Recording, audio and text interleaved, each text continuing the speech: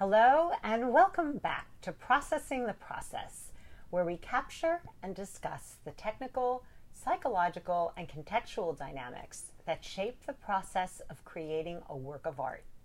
Week by week, moment by moment, we're following Allie K. Dakers, teacher, actor, director, and producer, as she shapes the development of her innovative middle school drama club and guides her students' idiosyncratic artistic journeys.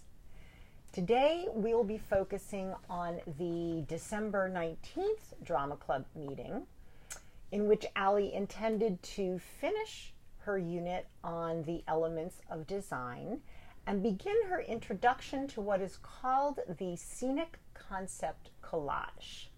More about that later.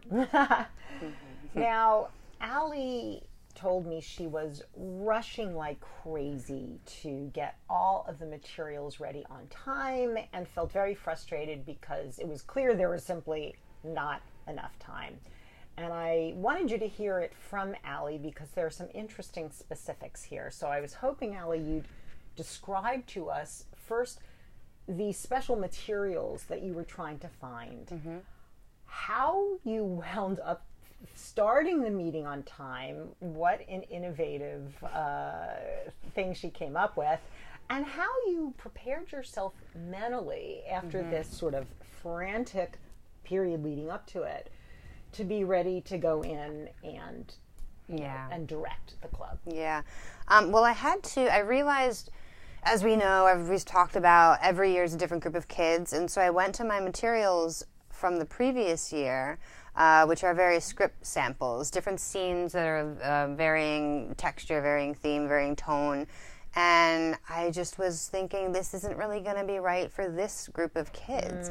Usually they're pretty good. I do have different sets. None of them are really speaking to me this year. And I do feel like I kind of have to go with what's calling to me, based on what I know will make the kids excited, engaged, and whatnot. So I had to find different storylines, different scripts, but they need to have certain elements. They have to have setting descriptions. Like, I really want them to actually have an author that has written out what they see, if there is that sort of that type of play, versus one that's kind of free form and open to a designer's vision. So I wanted to have one of each of those, and what I had so far wasn't really filling that order there. So I had to do some searching throughout my day. Eventually, I did find some things, but then you have to sort of look at them and decide where you want to start and end them, figure out if they are publicly accessible, can you use them, all of these things, because all of that matters. Artists are their work is out there, but you have to use it responsibly, respect the other artists in your community. And I just really wanted to make sure that they were contrasting as well for the nature of what we were doing, and we'll get into that in just a moment. So I was running around frantically. Again, we always have these issues with regard to location. Of course. Always. We have, it's not a gigantic district in the sense that, there's like a kabillion kids, but we are very active and we use our space, and there's a lot of different performance groups, which is wonderful. But it does, it is tricky to kind of get in the main stage, if you will, especially when productions are happening, which is what's going on right now, of course, as we know. So I did have to kind of figure out where I can do what I need to do. There was a lecture component involved in this. We needed to use computers, which we'll get into why, for different design purposes. And of all the places that I wanted to use were not really very available, and then I had to kind of do some wiggle room to get what I needed. So I made it work. It happened. On my way to where I needed to go, I actually ran into my husband, who works in the building.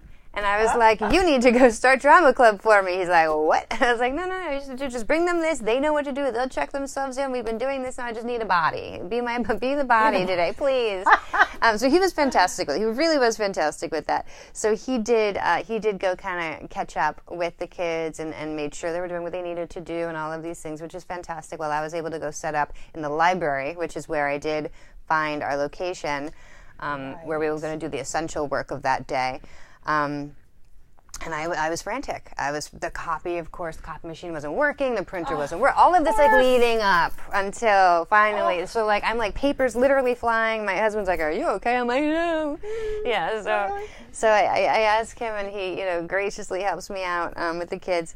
So when I'm finally organized and everything is ready to go, and I'm walking to where I know they're going to be, I did consciously kind of stop myself, and I consciously took the breath, and I consciously said, you need to chill out right now, because as we discussed, I already am concerned about bringing an energy that's rushing or something to them, even on days that are not frantic, just because of our timing.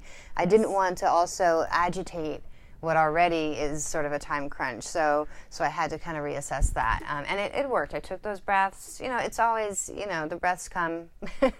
That one worked. And you keep, inviting them, and eventually I was able to kind of get it together as I'm, each step knowing, okay, I have like 10 more steps, you're good.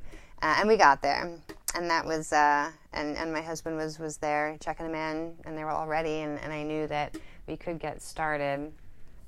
And we were able, luckily, to warm up, at least in the auditorium, because we can't go do warm-up games in the library. That's not going to work, because there's like chanting and cheering and all of whatever we're going to be doing or whatever with our warm-up, our different like 5, 4, 3 counts and all of this.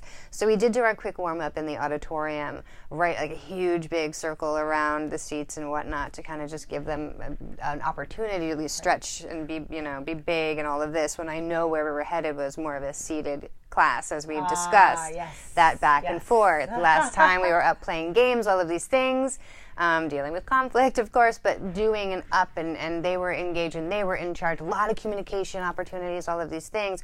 This time, while we're going to be having a lot of communication, it was going to be a lower energy, in the sense of where our focus is going to be. We're drawing it in rather than bringing it out. So I wanted to give them some opportunity after their school day to let loose a little bit. Sure. Yeah, so we had that opportunity, then we went on into the library to get ready. How great to have a husband who's a teacher. Fantastic. It is great. Wow. Who teaches in the same building as you. Yes, it is. On those days you can't catch your breath yourself, you can go find your husband and say, breathe with me. Man, so that is cool. Yeah. They are a team. It is pretty, I have to say. It's pretty great, yeah. It is super. And it turned out that there were only 7 kids in attendance. Yeah. And Allie, I know that you said you pretty much guessed at what was going on. First of all, December 19th was just 2 days before holiday break, number one. And number two, a good number of the drama club kids were going to be performing at a band concert that evening. Yeah. So it was likely they needed to get home, do their homework, eat, prepare in order to come back, which would mean, of course, they would not be able to attend drama club. Yep. So you pretty much know that's the deal.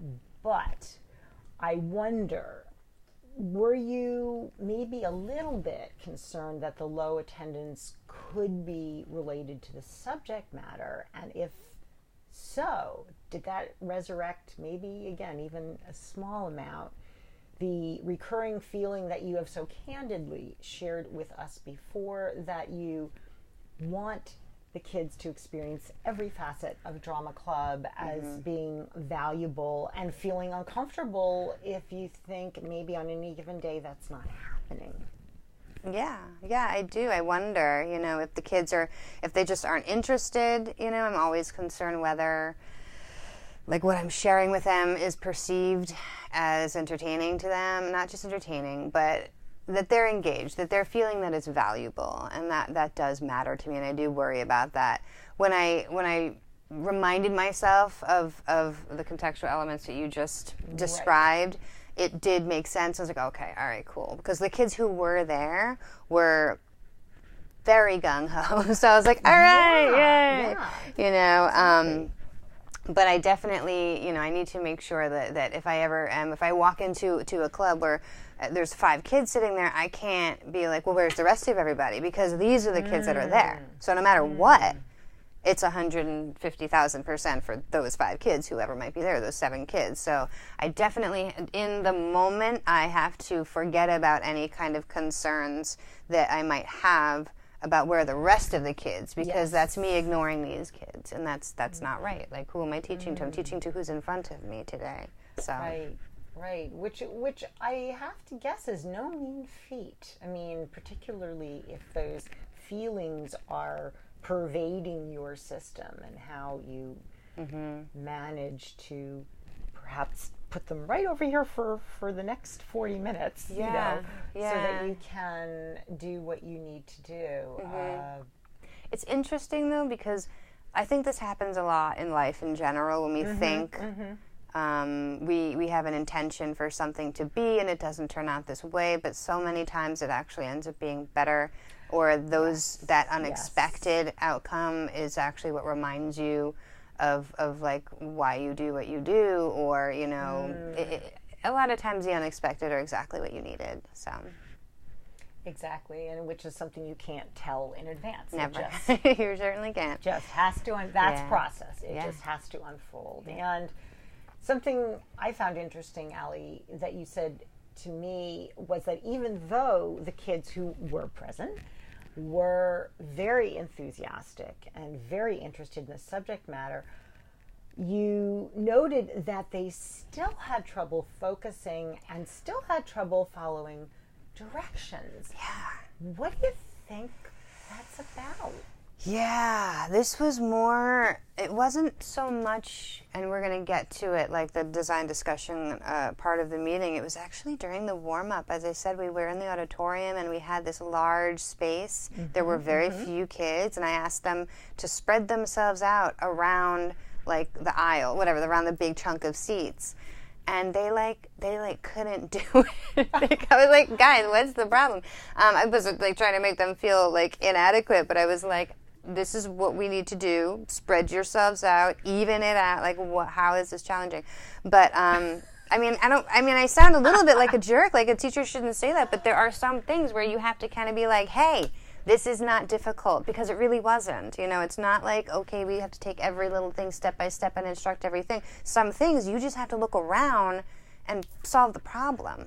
I mean, that is so what they're going to have to do, that if they can't make a circle between 7 kids around a space, that's a concern.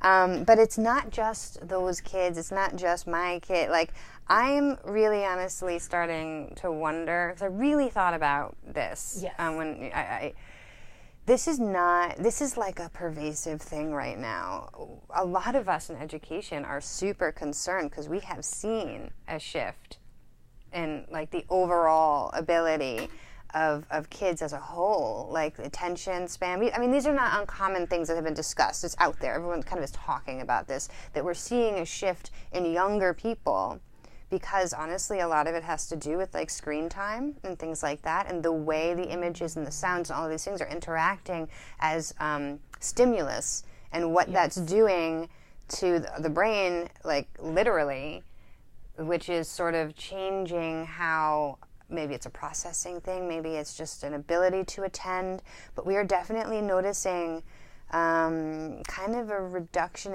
in the ability to tend to tasks, to follow multi-step directions. Wow. And this really kind of goes back to the ability to focus and organization within the mind and having that discipline, And it's not that these kids aren't capable, I don't think. I think if it's something, because you'll see a kid playing whatever game for 6-7 hours straight, sitting in a chair doing nothing but that. So I really do think that something is going on there, and this is a conversation that's out there. It's been happening on all these things. But we're starting to really notice a difference in mental stamina. And taking the time to think about a problem just before, coming to that conclusion, rather than just either giving up or losing interest. The fact that information is at our fingertips now is great, except we're not necessarily taking those other kind of steps that goes around finding new information, like making meaning out of it, or coming to conclusions about it, or whatever the case may be. And we're scrolling past things, so like flashes of information come and go. And like, what was the last thing you saw on Facebook, on you know, your social media? Do you even remember? I don't remember. You know what I mean? Right. So like, these things are happening. And the other thing too, which kind of comes into play with maybe if a kid, because this is what we've been talking about, are they unfocused or are they not interested? I think when the types of stimulus that they're getting a lot of the time now, the flashing lights, the sounds, and all of these things, if things are not as exciting as that, it's boring. Right. But it's not that it's not boring, it's just not flashing lights and sounds. You know, so the brain has, I'm noticing it because I've been doing this for over a decade now. I mean, gosh, 16, 17, almost, long time. Yes. You know, I was very young when I started. But I'm noticing a difference. And the other teachers who I speak with notice the difference on how, like, what used to work and not be an issue, you know, delivering information in a certain way, now we've had to like jazz it up in some way. And it's not that it wasn't good then, it's just the kids are saying it's boring, but it's not. It's the same information, it's just given in a different way. And I do wonder, like, the long-term effects of this is what kind of flashing lights and sounds and all of these things are we going to need to just have people like carry on a conversation with one another. Like, it's a concern. This is going to be very interesting, I think, to see how thought leaders, especially in the education field, begin to make meaning of these phenomena and what they conclude they can do, which, you know, may be somewhat limited given the pervasive cultural I mean, it's cultural situation. I mean, it's really tough if these kids are habituating to a very high level of stimulation. Then you're really confronting something that's extremely difficult to on many levels to deal with. And I'll be interested to see what you, through your work with the drama club, wind up coming up with, perhaps, as the time goes on, and what, you know, maybe if you'll be able to share. Maybe they'll address the issue in their work. Yeah, I mean, maybe you, as you have explained to us, you're always bringing everyone's collective attention to issues that impact the entire club.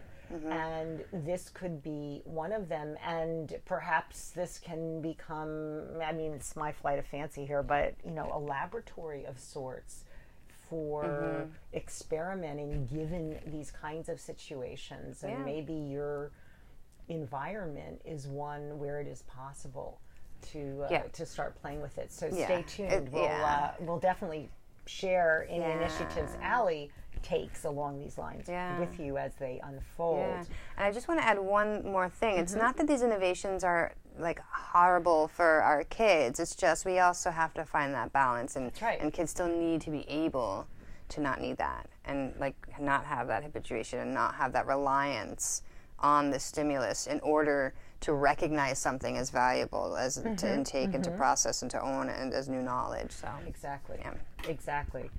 So following the warm-up, as we know, the kids all went to the library, which wound up being the best place you could find, where you had the equipment you needed for your presentation and the equipment that the kids would need to use for their scenic concept collages. So once all assembled, Allie recapped the elements of design in what she calls a collective brainstorm, and the kids seemed, again, excited to talk about design and really felt engaged in meaningful dialogue. So for the benefit of our colleagues and me, would you remind us what you and the kids came up with as a recap of the elements of design? Yeah, these are the elements we're talking here. Set, costume, props, light, sound, special effects, all of these things that go into the creation of stagecraft, specifically at this stage. We also talk about collaboration and problem solving. So if like I said, we created this collaborative brainstorm. So we discussed a little bit, reminding them from those videos that we watched and whatnot. I'm asking them, what do you guys remember? What are some of those big elements we talked about? And as they're talking, I'm creating on the big screen in front, typing all their different things, categorizing it. So it'll be like set, and they'll talk about the props, and over here, I'll put props over there. What do they do? Oh, they, support character. It's like, okay, but how do we know who gets what? Like, oh, we look at the script. Then something with like set would be like, oh, there's sketches, there's models, there's, you talk with the directors, there's meetings, there's all of these different things. So it's not just the fact like, sets help show where we are. We also look behind that and in terms of what we discussed and watched those videos and talked about as a group, and I had them relay back to me all that information that we discussed. We organized it. So it's like their brainstorm, which at the end of the year when I create that display, I have one a year, a different one for every group. So their brainstorm will be the one that, our group sees that at that time. And we also, like I think I mentioned, we also really focus on that collaboration aspect, that none of this can really happen unless people are working together. That's really the difference between a piece of art and something like a theatrical designed piece that is used in a production. More minds than just one had to have worked together to create it. Even if just one person made this prop per se, the playwright wrote the play, a director is directing the play, the director is then talking with like a scenic designer who then might have talked to a prop master who then talked to a builder, and all of these minds work together to create this one thing that's going to eventually sit on the stage, be picked up by a person and used in some way. So there's this long string of communication and this network that joins together, and the whole thing kind of is founded on like, well, how do we show that this person is this character? Well, we can create a prop for that. So we're problem solving too. These little details it really kind of comes back to looking at what the script calls for and really kind of like problem solving our way into telling that story completely. So. Actually, that leads me to my next question, which is you told me you specifically moved into speaking about how the script itself influences design. Yes. Can you share that with us? Yeah, sure. So basically, a script influences design in a lot of ways. It can it could basically talk about the literal. So is it day? Is it night? In terms of like our lighting and all of this. It also, we're talking texture, we're talking mood here, we're talking literally the historical setting. Where are we? Are we in the woods? Are we in a city? All of these different aspects. So that's basically how all of the script, when we look at the script, those clues are in there, which is why when I said at the beginning of our videocast, I wanted some contrasting scripts that the kids would actually be looking at and interpreting. And some are more literal, some are historical, some are kind of that open-ended, do what you will, make it happen how you are feeling. And these words will fit however you want to kind of create around them. So I wanted to give them those options to play with. So those are the different ways in which a script can kind of influence the design there. We also have a lot of symbolism too. That's definitely higher level thinking. We discussed that a little bit previously with like that Hamilton set. Yes. That literally rises and grows as the play moves on, and that would be a very strong example of symbolism and how the script, as it may not even be written in the script, but the designers interpreted. We can use these physical set pieces to symbolically reflect what's happening in the script. And from that point, you were able to move into a little mini lesson, as you call it, on what's called these scenic concept collages. Can you help those of us who are not in the theater to understand what that is? It's kind of like an inspiration board, if you've ever heard one of those. It's not a literal drawing of a set per se. It's little images that might symbolize things or create a feeling or create texture, or maybe there are literal elements, like this something that took place in the 1920s in New York City, so you're going to have maybe like the skyline from that time, or the busyness of Times Square, or maybe you're doing a play, like let's say one of the examples that I use, which is actually a concept collage that I've used from years past, when we did a production of Aladdin that takes place obviously in the desert. So I'd have like I think one of the pictures I had was like a dog laying on ice next to like a picture of a thermometer that was like exploding. Like right. Clearly that's not in the play, obviously, but for me as a designer, I can understand the heat and people wanting relief and all of this, you know what I mean? So, and then there were also literal images and literal colors and textures of like a marketplace, an Arabian marketplace. But then I also had like the busyness of like a city street. So for me, it doesn't have to necessarily be exactly everything in the script at this stage. This is for the designer to kind of explore. It's a brainstorm. It's a visual brainstorm, I guess, is kind of another way to describe that. Some certainly have more technical things that have to be in there, especially historical plays. Other things that call for very specific things within the context. Others, you can be a lot less literal. You can also have a combination of the two. Another example, like for example, one of the ones that we did within here, the two that I chose, I contrasted, what did I do? I did Annie, which I always do. It's a great one. That script actually has everything I need. That's one that I didn't have to change. Whew. I did have to find it, though. I couldn't find it. I was like, I know I need it. It's so good. That one, it's Annie. We know what Annie is.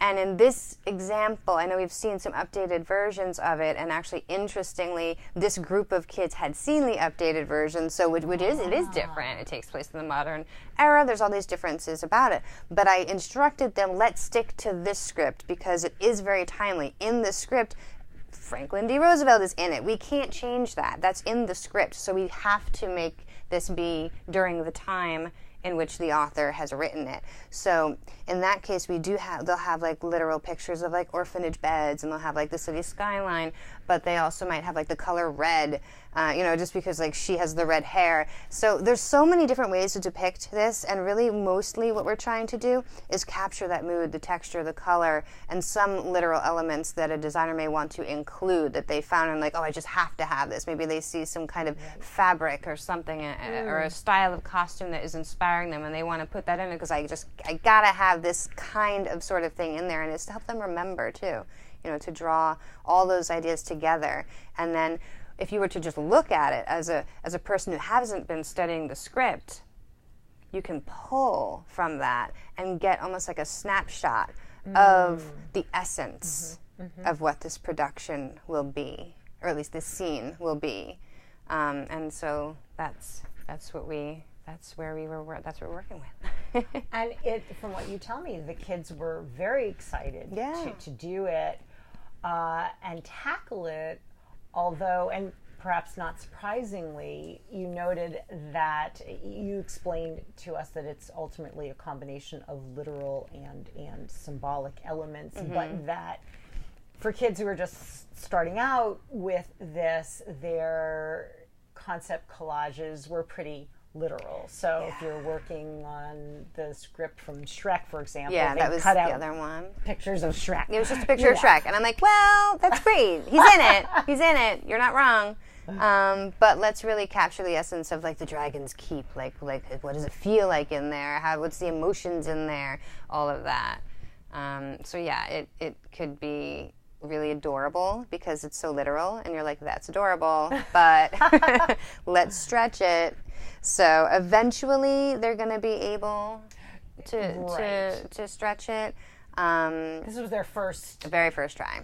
Yeah. Their first try. Yeah, and we looked at those scripts. We read through them. I had them read through the scenes. We talked about the different elements on a literal script, like what's going on, where's the descriptions versus something that might be in parentheses, which is different than what an entire scene description may be. What can we draw from these little stage directions even, So we learn a little bit how to read a script and kind of read between the lines, if you will, through the eyes of a designer, and then apply what we're gleaning from that into this collage to express the essence of the scene. Exactly. And, as you said, as time goes on and they're working with these concepts more and more, I think the degree of sophistication, I would imagine, increases. No, it will. Yeah. Even a little. It will. No, it'll be good. I think too. I'm curious because we create these two with their own works once we get to that point, Right. and it is a little bit different when you write it yourself. So they might have some of those deeper elements present there because they know what they were thinking when they were writing. But everything starts with an example, and so it is interesting. They need to understand. Well, this isn't my work. How do I interpret it? So that's step one. This is great. I really want to be in this program. I love learning about all of this, and I would bet the kids do as well. And it kind of leads me into one of the last big areas regarding one of the dynamics that we have spoken about with our colleagues a number of times in our videocasts, where you have acknowledged the limited amount of time you have to work with your kids on any given day, and even in the course of a year, what looks like, 10 months is a long time, and it really is not in little 40-minute increments. So you have explained to us that you, generally speaking, prioritize breadth of exposure so that the kids are introduced to what you consider to be all of the key elements of theater. Do you think, reflecting on this particular meeting, that the material that you covered in this session comes under that category of critical components of theater? Undoubtedly. I do, and that is actually, you had mentioned earlier, we can't, in the moment with the kids, carry that anxiety with us. We don't want that to spill over and kind of taint the experience for everybody.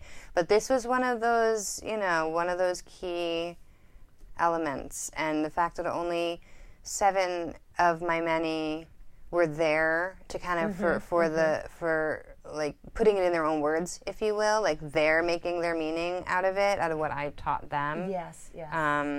It's upsetting that we didn't have more kids there.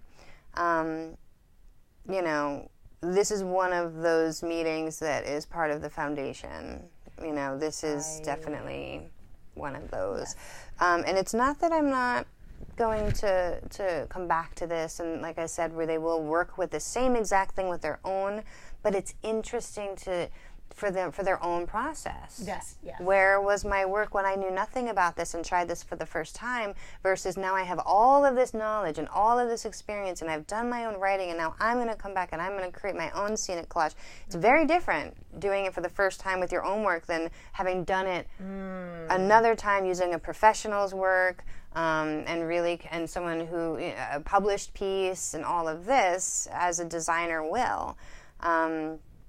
So yeah, I will definitely be bringing them up to speed between now and then, in one way or another.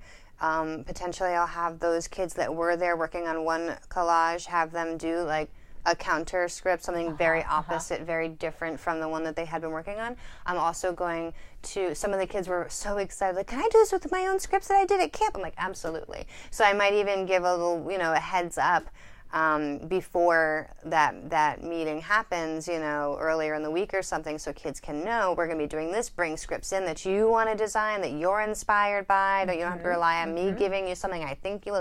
What you love. If you love something, bring it in. Let's put it to the test. Let's see what you can create.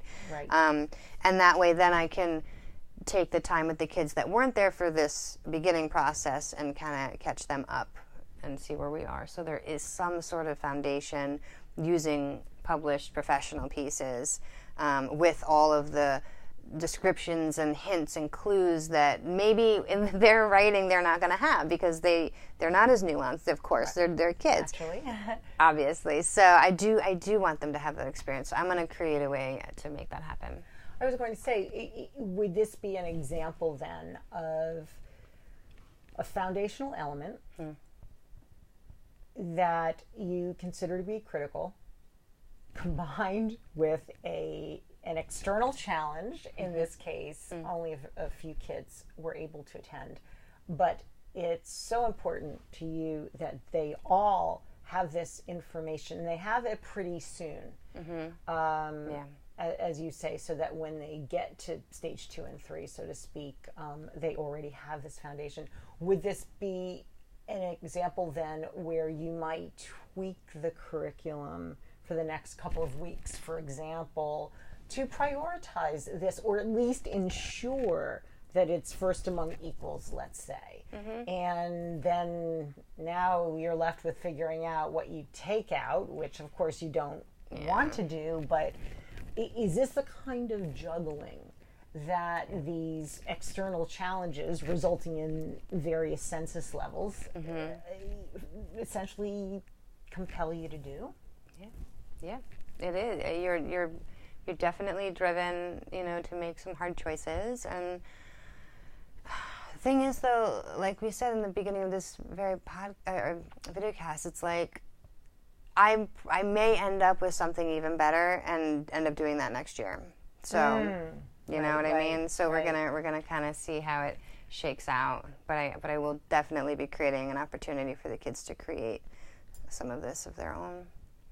So we, as usual, look forward to seeing how Allie maneuvers her approaches, the curriculum, her work with the kids to maximize the benefit to them and keep it true to your vision and your beliefs in what's important, and again, see how all that manifests logistically and literally. So we look forward to having you with us as we are able to describe that to you week by week, moment by moment, as we're fond of saying. So thank you very much for being with us this evening, and we look forward to seeing you next week.